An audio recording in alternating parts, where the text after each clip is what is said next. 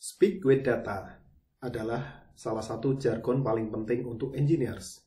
Seorang engineers tidak akan bicara, tidak akan mengambil keputusan jika dia tidak memiliki data.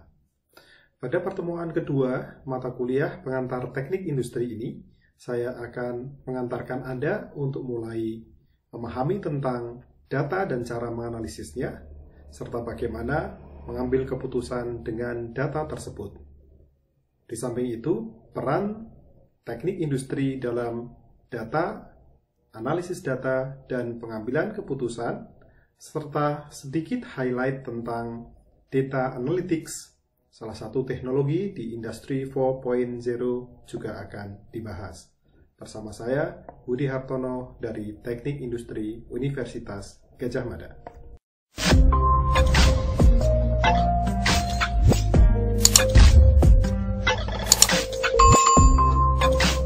Oke, sebelum kita mulai, saya akan memberikan pekerjaan rumah yang bisa Anda kerjakan secara individual, kemudian hasilnya dikonversi menjadi PDF dan diupload di Google Classroom kita.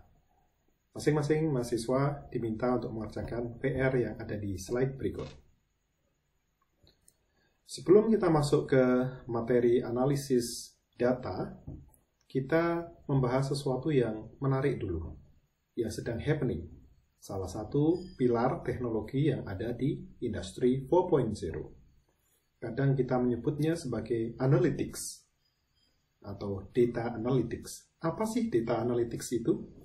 Sebelum kita masuk ke penjelasan yang mendalam, mungkin teman-teman bisa merasakan saat Anda misalnya menggunakan sosial media, sama-sama nih, Anda sedang duduk di sini, buka Instagram dengan akun Anda. Adik Anda duduk di sebelah Anda sambil membuka Instagram dengan akunnya dia. Bisa Instagram, bisa YouTube, atau apapun. Yang menarik adalah saat Anda melihat advertising atau iklan yang ada di akun Anda itu, akan terlihat bahwa iklan yang muncul atau disarankan oleh sistem sosial media Anda itu bisa beda dengan yang ada di akun adik Anda. Dan yang menariknya lagi, kalau Anda pikir-pikir, biasanya iklan-iklan yang muncul itu sudah cocok dengan preferensi kita, dengan minat kita, dengan hobi kita. Kalau Anda sukanya fotografi misalnya, akhirnya akan muncul banyak iklan di YouTube Anda, misalnya adalah online class learning basic photography misalnya. Di tempat yang lainnya lagi, yang muncul iklan terkait dengan buku tentang fotografi. Yang lainnya lagi tentang lensa kamera yang baru, GoPro, dan seterusnya. Iklan itu muncul untuk akun Anda. Adik Anda yang sukanya memasak, iklannya akan beda. Dan itu akan disesuaikan dengan hobi atau minat dia yang memasak itu. Mengapa bisa seperti itu? Salah satunya karena sosial media sudah menggunakan business analytics. Jadi bagaimana caranya? Akhirnya mereka bisa customize iklan tersebut disesuaikan dengan Anda. Apakah mereka bisa membaca pikiran kita? Mungkin tidak langsung. Mereka tidak bisa membaca pikiran kita. Tetapi mereka, dalam hal ini adalah business analytics, itu bisa menebak atau memprediksi apa yang ada di pikiran kita, utamanya adalah preferensi atau hobi atau minat kita, dari perilaku kita yang sadar atau tidak sadar oleh Anda akan direkam oleh sosial media. Sebagai contoh, seperti yang ada di slide ini, Anda bisa lihat, sadar atau tidak sadar, kalau Anda sedang transaksi belanja online misalkan, maka semua data tentang transaksi Anda akan dicatat oleh mereka, oleh online platform tersebut. Mulai dari ID kalian, lokasi kalian, cara bayarnya, kode transaksi, dan seterusnya. Bahkan kalau kalian main di online marketing platform, hal-hal yang sering Anda cari, yang Anda like, itu semua juga akan tercatat. Nah, dari data yang banyak sekali tentang perilaku Anda yang tercatat di sana, akhirnya bisa dibuat model matematika. Nah, model matematika inilah yang digunakan untuk memprediksi. Sehingga kalau kita ambil dari gambar di sini, data-data yang banyak sekali ini kemudian digunakan sebagai input atau masukan. Masukan untuk apa? Masukan untuk model matematika. Di SMA kalian tentu kenal yang namanya model matematika Y sama dengan dan seterusnya dan seterusnya. Nah, dari asupan data yang banyak banget ini, kemudian muncullah prediksi terkait dengan preferensi Anda, terkait dengan bakat Anda, terkait dengan hobi Anda, dan seterusnya.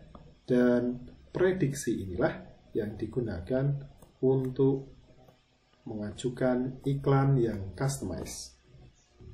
Itu adalah contoh penggunaan dari analytics. Karena sifatnya prediktif, maka kita sebut predictive analytics dalam konteks pemasaran atau marketing. Di luar sana, ternyata penggunaan dari predictive analytics atau analytics secara umum tidak hanya dibatasi untuk marketing. Asalkan seseorang atau sebuah institusi bisa mengumpulkan data dalam jumlah yang sangat banyak, maka mereka akan bisa menggunakan itu untuk membuat model analytics dalam konteks macam-macam. Sebagai contoh, kepolisian kalau mau, mereka bisa kumpulkan data seperti ini untuk digunakan sebagai profiling. Apakah seseorang itu punya potensi menjadi kriminal atau tidak? Jika punya, berapa persen probabilitasnya? Itu contohnya. Jika kita bicara tentang kesehatan misalnya, dengan data yang sangat banyak ini juga, kita bisa melakukan prediksi mengenai bagaimana ke depannya profil kesehatan dari seseorang. Kalau orangnya rajin berolahraga, tidak pernah stres, makannya sehat terus, dan semua data itu tercatat, entah itu datangnya dari apa yang kalian beli di GoFood, atau mungkin dari catatan Strava smartwatch Anda, gabungkan semuanya itu menjadi data yang sangat besar, akhirnya bisa diprediksilah 5-10 tahun lagi kira-kira bagaimana profil kesehatan Anda. Itu adalah contoh dari analytics yang lain. Jadi analytics adalah sebuah area baru yang sangat-sangat exciting, sangat menarik, dan teknik industri tepat berada di tengah-tengahnya, di tengah kemajuan tersebut. Kalian yang tertarik terkait hal tersebut, jangan khawatir, nanti di kuliah-kuliah ke depan banyak sekali materi kuliah yang akan memberi dasar untuk belajar analytics. Jadi apa itu analytics? Ya kira-kira seperti yang saya gambarkan tadi. Kalau mau definisi, ya salah satu definisinya menurut Evans, ya kira-kira seperti yang dituliskan di sini. Analytics adalah penggunaan dari data, teknologi informasi, analisis statistik. Nah, ini penting juga ya. Kenapa? Karena nanti anak-anak TI itu belajar statistik mungkin 2 atau 3 kali. Statistik 1, statistik 2, dan seterusnya. Kemudian metode-metode kuantitatif, ini kita nanti akan belajar banyak banget di tingkat-tingkat berikutnya. Serta seperti yang saya sebut tadi, model matematika, serta model yang di-generate oleh komputer. Kita menyebutnya mungkin modeling and simulation. Dan semua yang ada di sini kita punya kuliahnya. Oke. Untuk apa penggunaan semua poin tersebut? Gunanya adalah untuk membantu pengambil keputusan untuk mendapatkan suatu ide atau insights. Sehingga kalau kita ngomongin bisnis, ya operasi bisnisnya bisa lebih baik berbasis data. Kalau bukan bisnis, kalau Anda adalah Kementerian Kesehatan, maka insight-nya bisa digunakan misalnya untuk membuat keputusan-keputusan yang lebih tepat saat menanggulangi COVID misalnya, yang basisnya adalah fakta dan data. Itulah analytics. Jadi kalau kita lihat aplikasinya sangat luas, saat ini sudah menyentuh berbagai bidang, hampir semua bidang sudah disentuh oleh analytics dan turunan-turunannya. Nah, karena anak teknik industri itu ada tepat di tengah-tengah gelombang kemajuan analytics itu, tidak heran jika kita nanti, kalau Anda cek buku panduan kalian akan temukan banyak sekali mata kuliah yang terkait dengan poin-poin yang barusan disebut ini. Data sampai mathematical and computer-based models. Sangat menarik. Kalau kita bicara analytics, salah satu fitur terkait dengan analytics adalah kebutuhan data dalam jumlah yang sangat besar. Dan kalau kita lihat sekarang, kita kan sedikit-sedikit hampir apapun yang kita lakukan, kita itu mengenerate data. Saat Anda pakai HP, Anda klik-klik di situ, sadar atau tidak sadar, Anda sedang mensuplai data. Saat Anda pakai Google Map, Anda pindah dari satu titik ke titik lain, Anda sedang mensuplai data. Kalau Anda pakai smartwatch olahraga, kemudian Anda setting untuk lari atau untuk jalan, kemudian Anda keliling stadion, Anda sedang supply data. Sehingga saat ini data sungguh banyak di luar sana. Anda sadar atau tidak sadar, data itu sedang di mining, sedang ditambang, sedang dikumpulkan. Kalau kita lihat semakin ke depan sana, data itu kriteria atau atributnya biasanya disebut sebagai 4V, seperti yang ditunjukkan di slide ini. The 4 V's of Big Data. Kenapa disebut Big Data? Karena memenuhi 4 kriteria V ini. Yang pertama, ini yang sudah saya sebut berkali-kali beberapa menit sebelumnya, volume atau skalanya yang luar biasa banyak. Karena sedikit-sedikit kita manusia mengenerate data. Bahkan nanti kalau kita udah belajar tentang Big Data dan Analytics, tidak hanya manusia yang mengenerate data, tapi sensor-sensor apapun yang ada di luar sana akan mengenerate data. Kalau Anda kerja di pabrik, di situ ada 100 peralatan, masing-masing peralatan mungkin punya 5 sensor, maka kita punya 500 sumber data. Dan seterusnya. Sepeda kita yang sudah smart, generate data. Sepeda motor, generate data. Jadi, volume atau skala dari data sangat besar. Ini salah satu ciri data di masa depan. Sekarang dan ke depan. Yang kedua, variety. Jadi, variasi dari bentuk datanya macam-macam. Ada yang sifatnya angka, 0, 1, 2, 3, dan seterusnya. Ada yang sifatnya kategori, laki-laki, perempuan. Ada yang sifatnya string atau huruf yang digandeng-gandeng menjadi kata-kata atau kalimat. Misalnya, semua tweets yang pernah Anda lakukan di Twitter. Bentuknya kata-kata. Dan macam-macam yang lain. Sehingga di samping jumlahnya banyak, tantangan yang kedua adalah jenis datanya banyak banget. Ya hanya angka saja.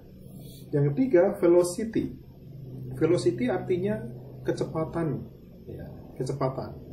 Jadi kalau kita lihat data itu masuk dengan sangat cepat untuk ditangkap. Banyak dan cepat. Nah, ini velocity. Intinya seperti itu. Kalau Anda sedang streaming, main PUBG, kemudian streaming, maka di samping datanya yang disimpan itu skalanya besar, tapi velocity-nya tinggi. Karena bentuk atau sifatnya yang dinamis. Yang terakhir, tantangan berikutnya adalah veracity, atau ketidakpastian dari data tersebut. 4V inilah pilar yang membentuk Big Data Analytics yang menjadi tantangan para analis masa kini dan di masa mendatang. Jadi nanti kalau ingin mendapatkan gambaran yang lebih lengkap, silakan tonton beberapa video yang linknya sudah saya sediakan di Learning Management System kita. Lihat bagaimana orang di luar sana sudah mengaplikasikan data dalam jumlah banyak dalam konteks analytics. Oke, itu kira-kira gambaran teknologi Industri 4.0. Sebelum kita belajar yang canggih-canggih banget itu, di semester-semester berikutnya, alangkah baiknya kalau kita mulai dari hal yang paling mendasar terkait dengan apa itu data dan bagaimana cara analisis sederhananya. Itulah materi yang akan kita bicarakan beberapa menit ke depan ini.